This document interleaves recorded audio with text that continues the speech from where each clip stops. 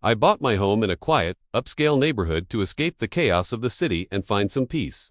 What I didn't know was that this so-called peaceful place was ruled by an HOA Karen, who thought she was the President of the United States. From the very first day, she started sniffing around my property like a bloodhound, looking for rule violations that didn't exist. My service dog, Max, a well-trained Labrador, was my constant companion. He wasn't just a pet, he was a lifeline. But Karen didn't care about federal law or the Americans with Disabilities Act 80A. She believed HOA rules were the 10 Commandments, carved in stone. She even warned me during the first HOA meeting, "We keep this neighborhood clean and pet-free, no exceptions." I reminded her, politely, that Max was a service animal, protected by law, and she couldn't enforce HOA policies that violated federal rights. She gave me a fake smile that screamed pure venom, and in that moment, I knew this wasn't the end of it. This was just the start of an HOA nightmare that would soon spiral out of control. Asterisk. It was a sunny Saturday afternoon when everything exploded. Max and I were in the front yard, enjoying the breeze, when I heard the sound of high heels clacking on the pavement.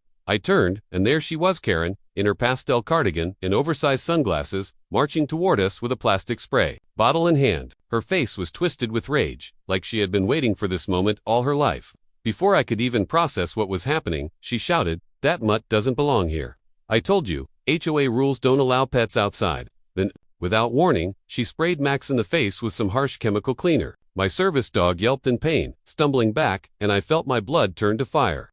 I grabbed Max and shielded him, staring at Karen in disbelief. She smirked like a villain in a bad movie and said, "What are you going to do? Call the cops." HOA rules are clear. Big mistake. Karen, what she didn't know was that attacking a service dog isn't just an HOA violation, it's a federal offense, punishable by law. And the best part, I had my secret weapon ready. I didn't yell, I didn't threaten, and I didn't chase her down like some unhinged neighbor. No, I smiled, because the moment Karen laid hands or chemicals on Max, my security cameras captured everything in crystal clear HD. From her storming up the driveway to her assault on my service dog, every second was recorded.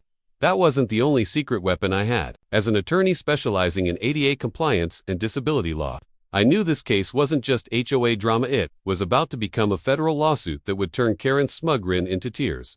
I rushed Max to the vet, got medical records, and filed a report with animal control and the local police. But I didn't stop there. I contacted the Department of Justice, because interfering with a service dog is a serious crime under federal law. The officer who took my statement couldn't believe it when I showed him the footage. His exact words, "This is going to get her locked up."